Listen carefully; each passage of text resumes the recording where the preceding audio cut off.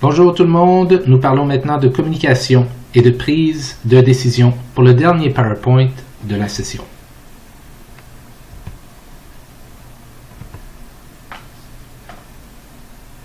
Alors, commençons avec la communication. Bien, la communication, évidemment, comme vous pouvez le deviner, est extrêmement utile. Aucun groupe ne peut exister sans communiquer. Mais ce qu'il faut comprendre, c'est que la communication, c'est plus que transmettre des idées. Pour qu'on dise qu'il y ait communication, il faut que ces idées-là soient reçues et comprises.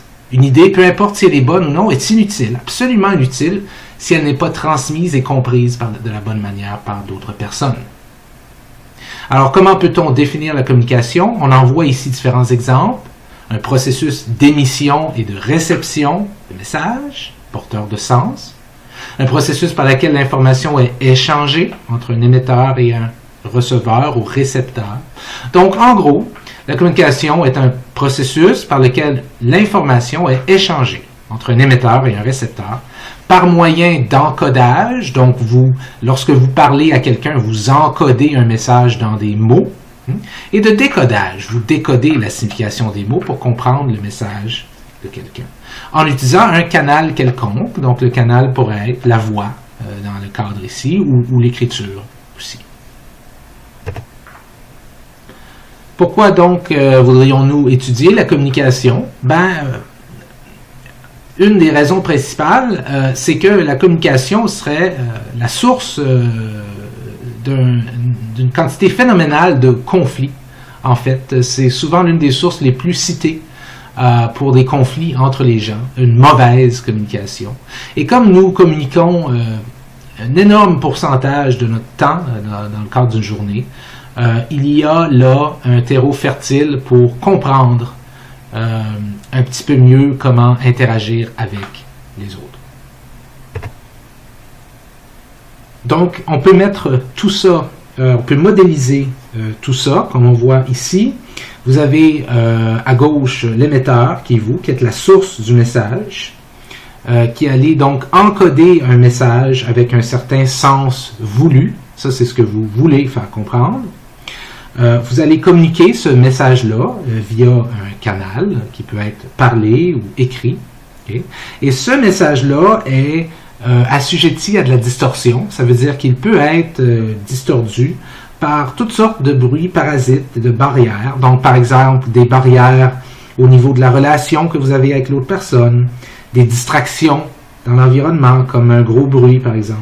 Des problèmes sémantiques, comme vous utilisez des mots que l'autre personne ne comprend pas. Des messages contradictoires, des différences culturelles, par exemple, peuvent distorsionner le message, mais le message arrive à tout le moins quand même au récepteur qui va le décoder et interpréter le sens saisi. On va dire que la communication est bonne si le sens voulu que vous avez encodé est le même sens saisi que la personne a décodé. On voit différents processus sur la flèche qui sont impliqués là-dedans. Penser, encoder, transmettre, percevoir, décoder et comprendre. Et vous voyez que le récepteur peut donner de la rétroaction à l'émetteur, par exemple dire « oui, je comprends » ou « non, je ne comprends pas ». Et l'émetteur peut donner de la rétroaction au récepteur en disant « oui, exactement, tu m'as compris » ou « non, tu ne m'as pas compris ». Alors, la communication peut prendre deux différents canaux. Et le premier, donc, c'est le canal de communication formel et le second, le canal de communication informel. Commençons ici par le canal de communication formel qu'on va appeler ici la chaîne de commandement. Okay. Dans ce canal de communication formel, on peut avoir de la communication descendante, de la communication ascendante et de la communication horizontale. Donc, rappelons que le canal de communication formel dont on parle ici, c'est un canal de communication qui suit la voie hiérarchique déterminée par la structure officielle de l'organisation. Okay? Donc, c'est formel et il y a un aspect hiérarchique. Alors, ce graphique ou cette figure ici résume les communications descendantes, ascendantes et horizontales du modèle formel. Donc, quand on parle de communication descendante, c'est une communication, hiérarchiquement du haut vers le bas, donc par exemple d'un gestionnaire vers ses subordonnés. Et c'est une communication qui a beaucoup comme but d'influencer. Donc, les gestionnaires vont utiliser cette chaîne-là pour transmettre de l'information sur les stratégies, les objectifs, les directives, les politiques, et aussi pour fournir une rétroaction. Lorsqu'on parle de la communication ascendante, c'est une communication qui a beaucoup comme but d'informer les supérieurs de ce qui se passe. Donc, les subordonnés vont l'employer pour transmettre de l'information aux supérieurs en ce qui a trait aux problèmes, aux suggestions, aux questions, aux besoins, aux résultats. Et les supérieurs vont beaucoup utiliser la communication ascendante, justement pour avoir une idée de comment ça va, ou peut-être est-ce que les subordonnés ont des idées sur comment régler certains problèmes, etc. Lorsqu'on parle de la communication horizontale, ici c'est entre des gens du même niveau hiérarchique. Okay? Donc, ce qu'il faut comprendre, c'est que la communication descendante et ascendante peuvent être assez lentes parce qu'il faut passer par différents échelons et que très souvent, on peut aller chercher de l'information chez nos pairs en regardant à côté, en demandant à notre voisin, sans nécessairement aller déranger la patronne ou le supérieur, etc. Donc, la communication horizontale, c'est ce que c'est. Ça transmet de l'information sur les problèmes, sur les besoins, ça fournit des conseils, ça fournit une rétroaction. Mais on parle ici encore de communication formelle. Donc, ça pourrait être, par exemple, la communication entre une équipe à une autre, par exemple. Okay? Donc, votre équipe de marketing demande à votre équipe de production quelque chose qui va pouvoir les aider là, dans leur conception du marketing du produit, par exemple. Okay? C'est quand même formel, mais c'est pas descendant ou ascendant, c'est horizontal. C'est une façon de court-circuiter d'une certaine manière la lenteur, si on veut, de la communication descendante ou ascendante.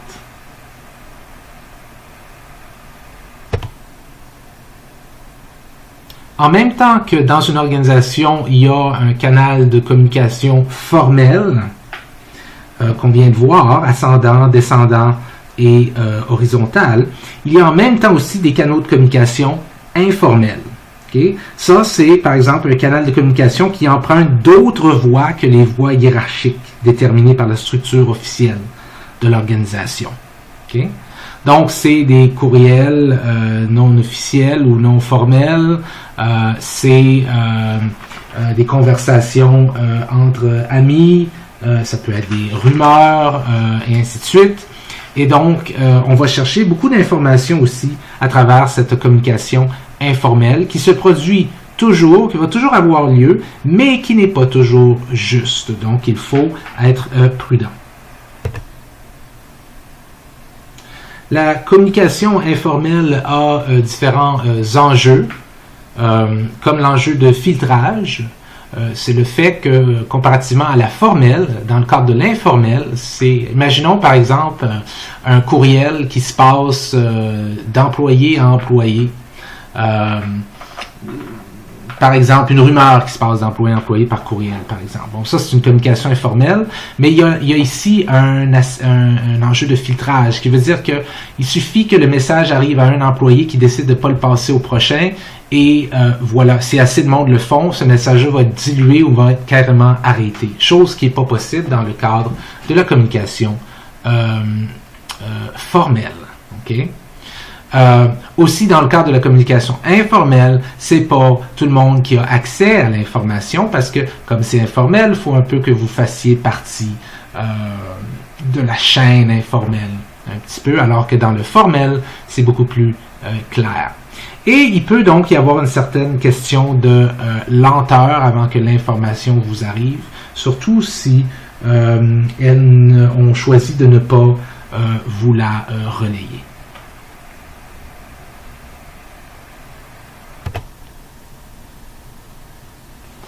Lorsqu'on parle d'un réseau informel, on va parfois parler d'un réseau en vigne. Et donc, imaginez-vous un réseau par lequel l'information donc peut passer d'une personne à une autre personne, à une autre personne, à une autre personne, de manière informelle, de manière verbale. Donc, quelqu'un peut vous arrêter dans le corridor, dire « As-tu entendu parler que? » Puis là, vous allez faire la même chose, et ainsi de suite. Par des notes écrites, par des courriers, des courriels. Tout ça peut contribuer à ce réseau informel de la vigne. Et donc, très souvent, une organisation va avoir plusieurs systèmes de vigne, donc plusieurs systèmes, plusieurs réseaux qui sont informels, là, mais où l'information se passe. OK? Et c'est pas nécessairement super coordonné tout ça parce que c'est informel. OK? Et dans ce réseau-là, on peut transmettre des informations qui sont très pertinentes à l'exercice d'organisation, puis aussi des informations complètement non pertinentes comme des rumeurs, etc. Donc, il y a différents avantages à ces réseaux de vignes-là, informels. Premièrement, ça peut être un bon remplacement pour les aspects du système formel qui sont plus lents et plus difficiles. Donc, ça peut garder les personnes informées sur des questions importantes. Puis, c'est souvent utilisé pour tester les réactions des gens à des changements proposés. Donc, on va, si on pense faire des changements, on peut aller informellement demander à des gens « Qu'est-ce que tu penses si on faisait ça? » Puis là, vérifier les réactions avant que ça soit fait formellement. Okay? Évidemment, il y a énormément d'inconvénients aussi. Ça peut être, on peut y retrouver beaucoup de rumeurs. Et vous pouvez comprendre qu'il y a un problème dans le milieu du travail avec ça. Et les informations ne sont pas toujours exactes. OK?